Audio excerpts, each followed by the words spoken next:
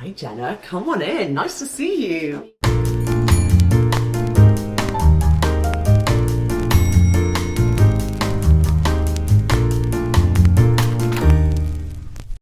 Hi, Lucy.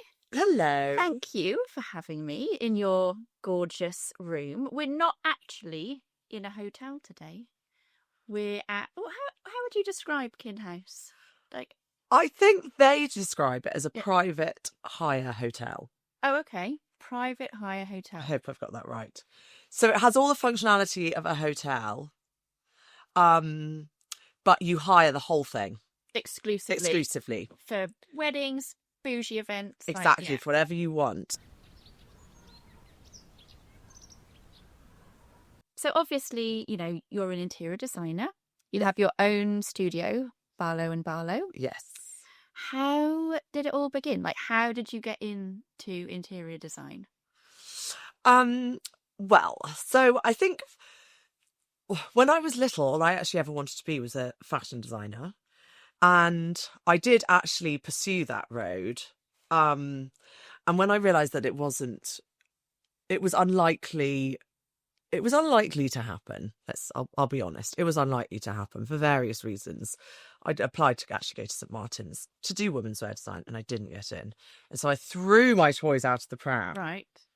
Disappeared off to the mountains for a few years to work in a ski resort, and then was really thinking, what do I want to do? What's my next move? And I knew actually that being a designer was so part of who I was, being creative and thinking of creating things. And it just suddenly dawned on me that actually I was just as interested in designing spaces or thinking about space or caring about the space I was in than I was about fashion. And so actually it sort of shifted my energy shifted towards that, and off I went and managed to make it work.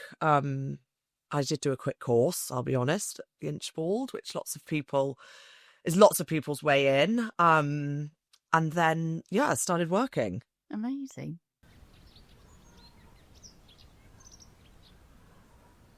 Well, that's refreshing to hear, because I just remember as well, being a creative growing up, that I was just plagued with this like indecision, and I was really jealous of my more sort of sciencey, logical, rational friends that were like, I want to be a dentist, or I want to do this, and they knew exactly what course to choose at uni, what path to take. And it's like, I still am a little bit like a kid in a sweet shop. If it's creative, I like gravitate towards it, and I'm like, oh, maybe I'll try this, maybe I'll want to do a bit of this and this, and like I felt like I had to pick something really specific and specialise in it. And I ended up doing an English literature and film degree, and then just trying things. And I think that's given me like a rich foundation as a result. I also think all the best laid plans, and all that, you can have a very clear objective, but luck and circumstance plays a huge role. Yeah. And so you could have had the best intentions and ended up doing something totally different, can't you? Yeah, of course, because life has a mercurial way of... It's a nice way of putting it. It was a way of kicking you up the arse sometimes when you weren't ready for it. Yeah, and also how quickly you can kind of divert from a plan. Yeah. You've got to be resourceful, don't you? Yeah. Like, well, that's not going to work. I'm not going to plug away at this. Or maybe that's defeatist. Maybe actually you should have plugged away at it. But in any case, I didn't. And you just divert. And then it's funny how you end up somewhere. Yeah. And you can still start again, no matter what age you are. Do you think you can? Yeah, I honestly believe that this time next year I could win an Oscar. Like, I don't see why or how not. That can't be the case. No. I don't know, actually. Yeah, I do. I get sort of targeted. I don't know if you're the same, but I get targeted sometimes on socials with these like really inspiring quotes from evidently been put out into the world by people of a certain age, that it's like, start the new project in October, start at 45. Yes. Blah, blah, blah, blah, because it can happen. Yes. It's like Vera Wang didn't touch a dress until she was 40, whatever, and there's all these sort of things. Yeah. And that makes me think, yeah. Yeah, what's next? So, yeah, I guess you can. I think it's harder. Yes. But I think you can. And I know, I don't. I think about that a lot. Well, there you go. You're going to leave here wanting to be a scuba diver instead. Yes, well, DCI Barlow was always my fallback option, joining the police force. No. Don't ask, that's another story. Oh. I never actually was going to join the police force, but I talk about it a lot. It's hilarious. Okay, we need to come back to that.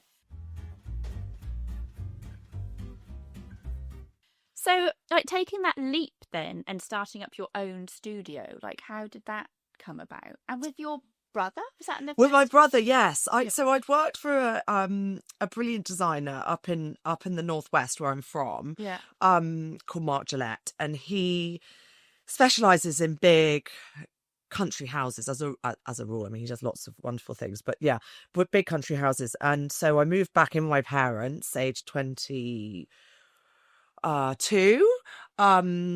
in Cheshire, and I worked for him for a couple of years, but I really did miss London actually, and it felt far too young to be moving, to the country at that time. So I said my goodbyes and moved back to London, and had a bit of a funny year working for various people, doing some quite niche things, all within that interior space. None of them seemingly fitting or working out or feeling like the right choice. And it was actually I lived with my brother at the time. We lived in a flat together, and we had some people over for dinner, and one of which was one of his friends. And she worked for a fund, a family fund, and they were doing a big development and in London. And she said that they were desperately looking for a designer, and would I like to go and meet them? I said, yes, my goodness, yes, and went to meet them. And I was totally, inexperienced for the job. But, you do that thing of saying yes and learning how to do it later. You make it. Fake it till you make it. Big believer in that. And did this big job, and it went really well, and they sold brilliantly. And that then gave a platform to then, take on more clients. And then before you knew it, like, Christ, right, this is it. You're in it. And Max, my brother, is a lighting designer, and he was working at the time for John Cullen, who are the sort of leading architectural lighting specialists. And everyone knows now, and this was 10, 12 years ago, whenever it was, everyone now knows the importance of lighting. But even then it was sort of less spoken about. And so it just seemed, well, what a brilliant combination. Me as an interior designer, you as a lighting designer. Yeah. Let's do this together. And so we did. And I think we worked for about 4 or 5 years together. And then very amicably, he set up his own lighting agency. And so he still does all our lighting, but it made more sense for him to have his own lighting agency. And actually my husband he did a degree in architecture and had been working as a build in construction. And so he actually joined me in place of Max, became my second business partner, and that's who I run it with today. Can we please have a sip of this, because it's calling to me? Yes. Corner of my eye. So we should have started with this, but cheers. Cheers. Okay, so I mean, I have some opinions on this, but I want to know how you would articulate it. Like, do you feel that Barlow and Barlow has like a signature style, or things that you're known for or recognised for? I think that people are very reticent to say they have a signature style, because we should be delivering a scheme that is specific to that client rather than specific to our studio. Yeah. So, but I think that I don't think any one project looks the same that we've done, but I think that, I mean, and I get asked to explain it a lot. I think it's sort of quite traditional. It's certainly not contemporary, but it's traditional, but for a younger generation is how I like to see it. That's a nice way of putting it. So it is based in classicism and English, definitely English sort of country house design, I would say, but it's for a younger generation. And so it has fun, and it has drama, and it has a little bit of tongue in cheek. For me, I don't like interiors that take themselves too seriously. I can appreciate them, but for me, I like to inject a bit of whimsicality and a bit of humour, and I think that's why people come to us. Yeah. So, there's colour, there's pattern, there's old, there's new, there's antiques, there's vintage, so it sort of covers a multitude of sins. Yeah. Yeah. Yes, that was going to be my sort of summary, really. I think of very much of sort of like bold use of print as well. Like there's various rooms, which we'll go and have a sort of look at later in this property, where, to an inexperienced eye, you're like, how does that leopard print go so well with that? And it totally clashes, but it so works. Yes, happy clashing, I like to call it. And I Happy think clashing. it's crucial for rooms to have. Yeah. Because if everything is too matchy-matchy, it's boring. Do you arrive on those beautiful discoveries by happy mistake through trial and error? Or do you instantly think, right, leopard print, and you know what I'm thinking of? I'm thinking of the dressing room at Kin. Oh, yes, yeah. So you've got the beautiful kind of puffs. Is that what you call them? Yes. Poops. And then you've got the incredible fabric that sort of looks hand-painted, and, it's very feminine, but then you've got this bold, like... Yeah, I think it's like, it's that sort of like the rough with the smooth, the high with the low. You want those contrasts, or at least I do. Yeah. Because I want to look at rooms and think, God, that's clever, or gosh, I wouldn't have thought of that. If everything seems predictable, it feels unmemorable. Yeah. You kind of bring a bit of a rock and roll style, a vibe to it. I love that you said that. I don't know that that's true, but I love the idea of that. That's my perception. Like, do you know the movie Marie Antoinette? Of course. Yeah. I mean, it's Sophia like Coppola. A feast for the eyes. Exactly. Feast for the eyes. Historical narrative story, known story, set to a punk rock 80s soundtrack. That is the best reference I've ever been given. Makes me think of you. That makes me think of you. Or the other way around, whichever came first. But I don't know how to articulate it, but there's an affinity there for me. Like, if you think of Kin House as a example, a Georgian period property that you've obviously respectfully restored in so many ways with some traditional features, but there's just little touches that are really rock and roll. Oh. And it's like the choice of art, and it's like that kick-ass bar downstairs with the sort of tortoiseshell frontage. And yeah, so, well, my question, I guess, is like, is that just like a subconscious thing that comes through?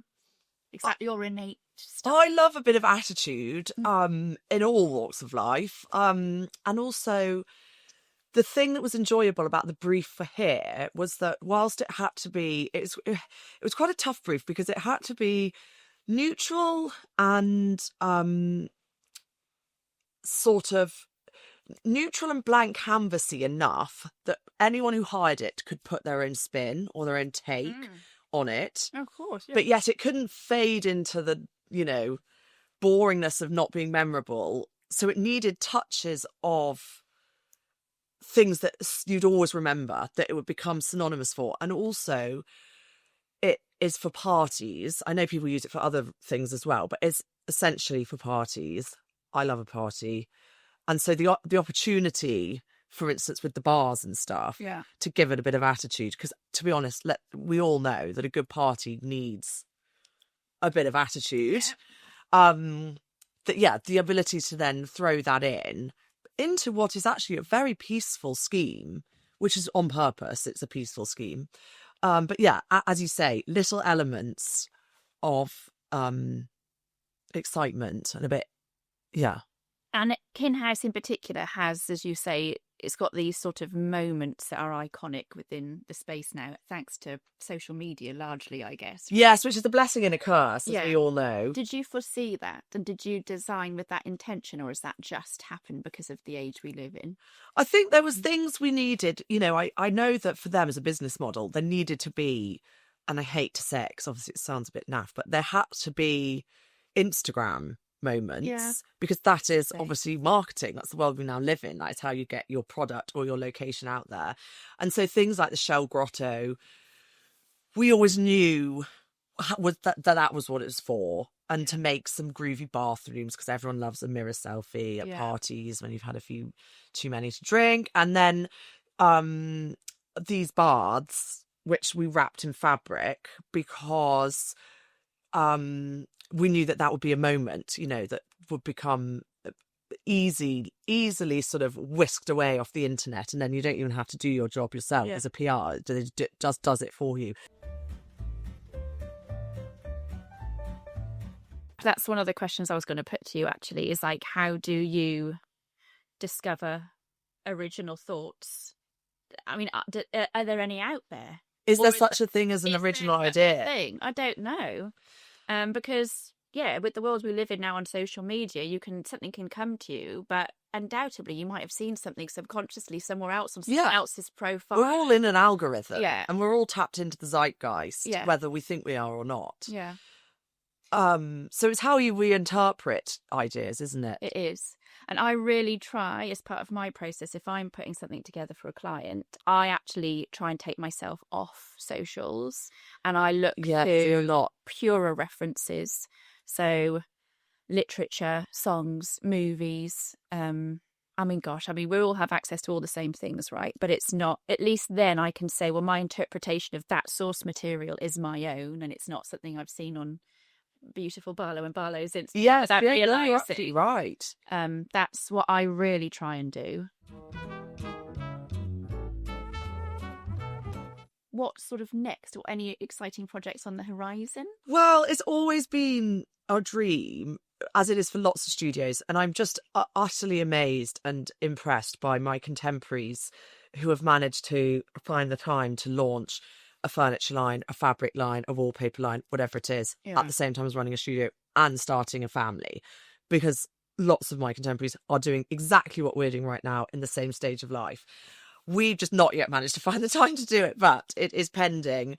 And I think it's what lots of people, I think most interior designers dream of doing that.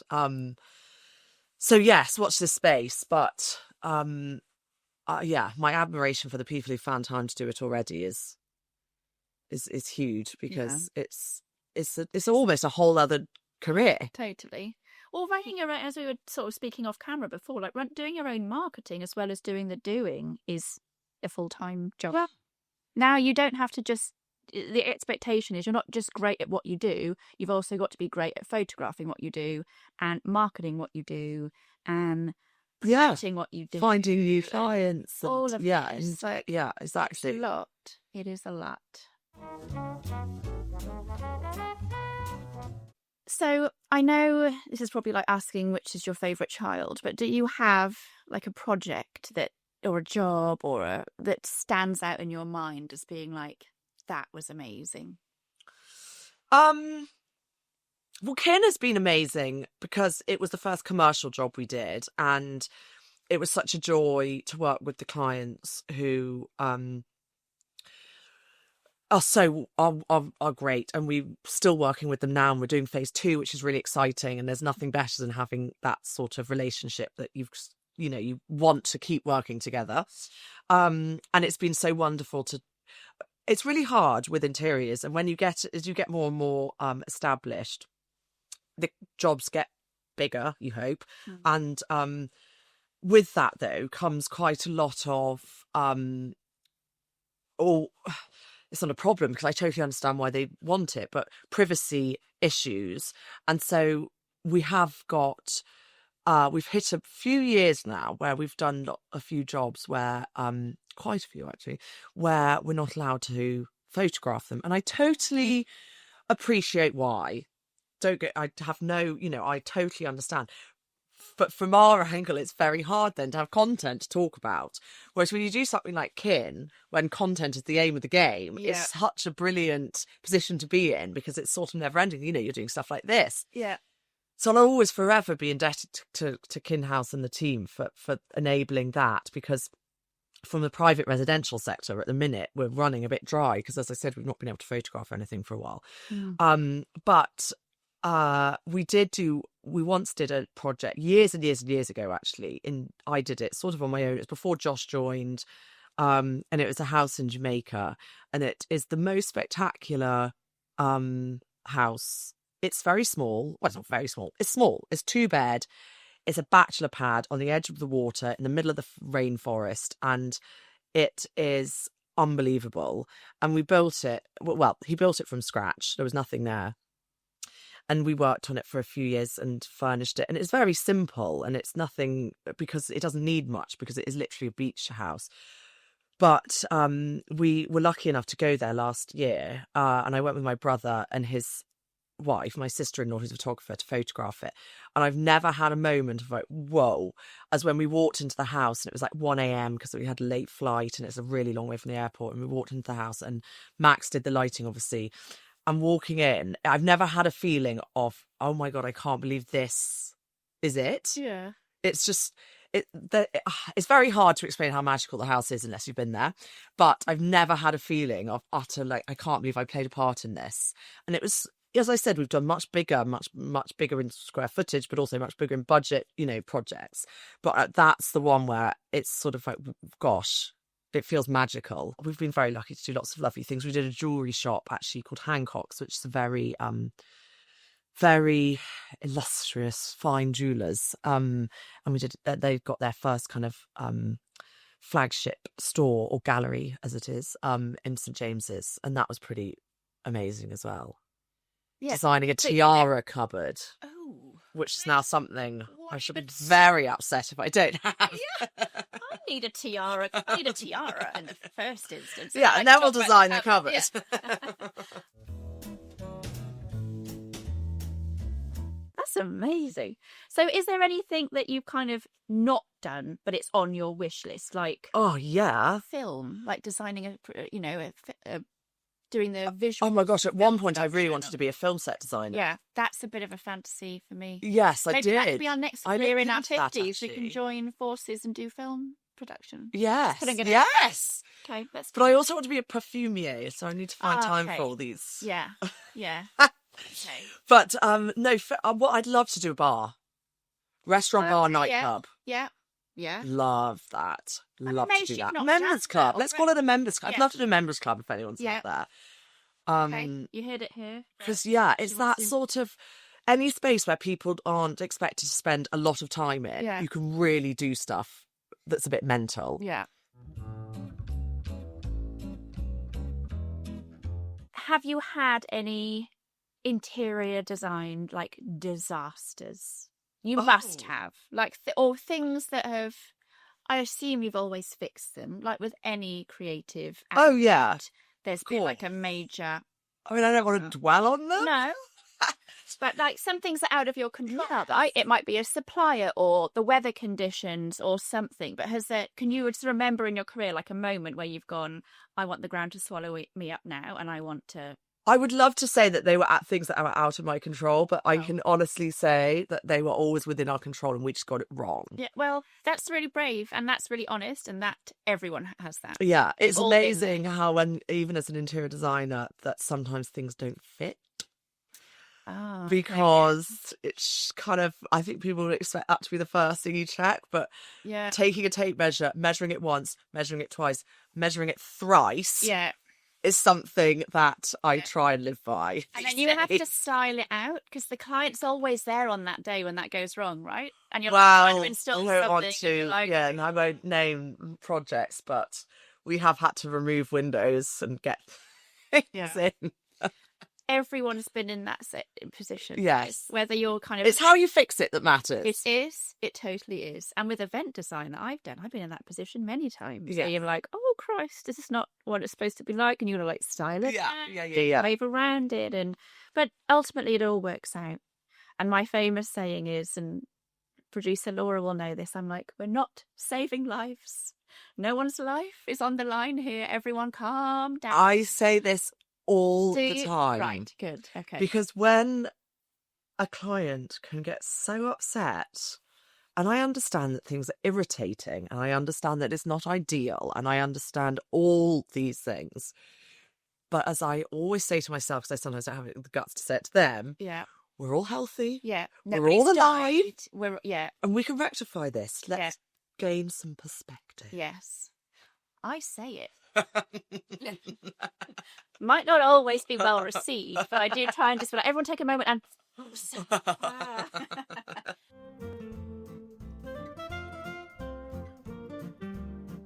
So I want to know your source of inspiration, like what inspires you. I want to know what scares you. And I want to know your legacy, like what you'd want to be known for, remembered for. Your interpretation of those three big boys. I mean, it's so hard to sound like such a cliche, isn't it? Yeah. Inspiration. Is it actually very like what you said when you said you try and switch off from the internet when you're trying to really get your head into a project? I mean, a voracious reader. I absolutely love reading, and I love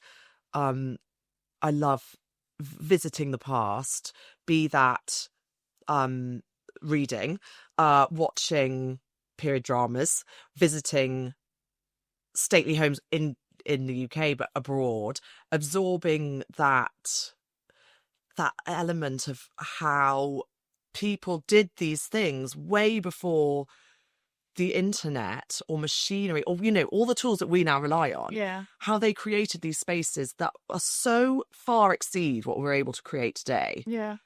It's just mind-blowing. Yeah. That comes through in your work with the layers, I think, you know. And the historical references, I mean, I don't know enough. I'd love to know more. But when you truly meet great designers, their ability, like truly the world great, their ability to reference, you know, a frieze here and, you know, an architrave there and be able to pull on these references, I just think is, it's something I'm trying to get better at. Okay, so what sort of scares you? What are you fearful of, or what? I'm fearful of boring. Being bored actually is a very important life lesson to learn, and I always try and teach my children or hope that they will learn to be able to be bored, because actually you should be able to deal with being bored. But I am scared of boring people and boring places. Boring people and boring places scare me. The boring. Yeah. That is a scary concept to me. And I am so scared of being boring myself. That is one of my most deep-rooted fears, if people finding me boring. You ain't boring, love. Well, I hope not. No, not at all. Yeah. Okay. And then this is the hardest one to answer, right? But like your legacy, and I don't necessarily mean this in like your obituary. I just mean like when you leave a room, what would you want people to say about you? Like, oh, Lucy, she's fun. She's fun. It's like the opposite of boring. Yeah. So boring is my absolute fear. Yes, yeah. I guess it's a bit like, actually, I want my home or interiors to leave people with a feeling that they never want to leave. Nice. God, that's a fun place to be. I never want to leave here. And I suppose that's how I would like to be seen as a person. That people always want to be near you. Yeah, so that's me. Yeah, I love it. Oh, thank you, Lucy. You've been an absolute pleasure. Oh, thank you for interviewing me.